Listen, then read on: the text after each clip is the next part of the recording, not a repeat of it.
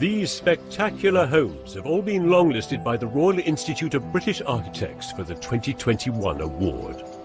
This looks like it was made by a race of giant bees. So far, we've explored houses that take you by surprise. And this is chunky, goodness me. In today's episode, we're looking at 5 more homes, all selected for their exquisitely crafted materials. Down into a world of wood, yes.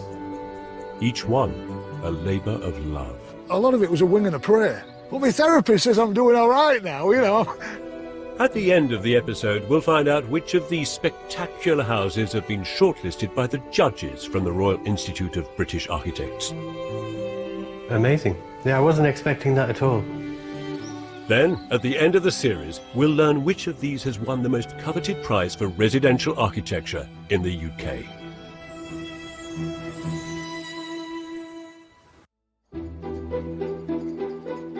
So far in this series, 2 buildings have made it onto the shortlist. A 60s sci-fi inspired ultimate upcycling project, the Water Tower, and an elegant geometric Uber extension, House on the Hill. But 5 more homes from the RIBA's long list are waiting in the wings. Looking around these beautiful homes with me are the design expert and writer Michelle Gunderhin and the architect Damien Burrows. Look at this. This is incredible. Which is where our next long-listed house can be found. It's in rural Lincolnshire, where agricultural buildings dot the landscape. Except this is no ordinary rusty old barn. It's a rusty new barn and it's up for an award. This is Wolds Barn. The top half is made from core 10 or weathering steel. The bottom half is made from chunky concrete and black laminate cladding. It's a smorgasbord of different materials, which the RIBA judges admired for the way they were put together. It's home to Henry, a civil engineer, Jen, who works in finance, and their young children, Percy, who's 2, and Pippa, who's just 8 months. This is what they upgraded to. Downstairs, buried into the bank of a hill, are the hard-working rooms, the garage and the plant room. On the garden side, the large kitchen, dining and living areas span the width of the house, taking in the view. Upstairs, you'll find a neat row of 5 bedrooms for the kids and guests, with the main bedroom suite in that striking cantilevered pod. Hello. Hello. How are you? Yeah, pretty good. How Nice are to you? meet you. Yeah, you too. I'm admiring your house. Thank you very much. As you walk round it, those shapes really, they sort of contort, don't they? Yes. And this is one heck of an overhang. Yeah, it takes you back a bit, doesn't it? Well, it certainly does. Well, it pulls you in. Jen and Henry have built a home that the most passionate architectural enthusiast would be proud to live in. But they didn't set out to.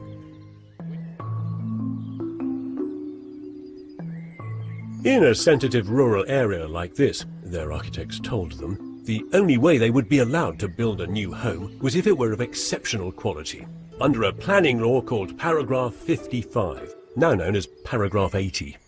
From the first meeting I had with them, they were just like, you've got no chance of getting what you wanted through. And then they said, but we could go down. Or a 95% chance of failure.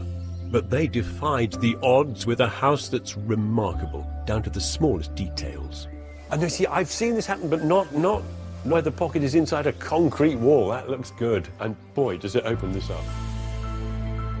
Head inside to discover that this is the home of beautifully crafted concrete. A chunky concrete island unit, and a generous concrete chimney breast, all proudly wearing the marks of the formwork that made them. Here, the adults can sit and enjoy this remarkable minimalist interior.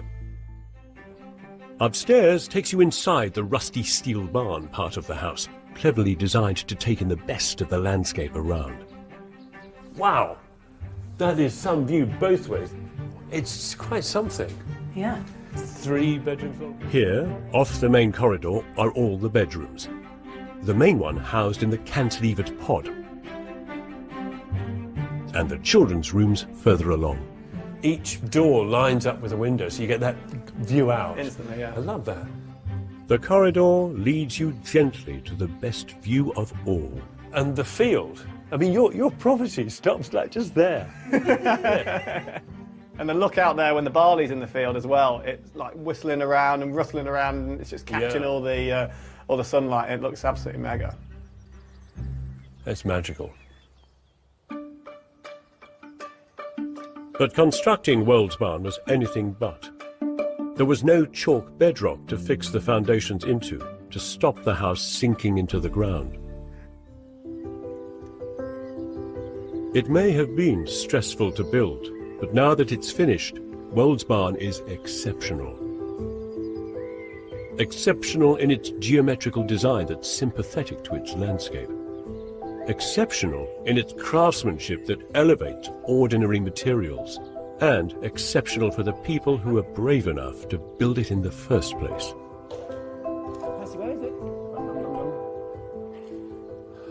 So for you or I, a building like this is something to gawp at, to enjoy, maybe even to visit and experience.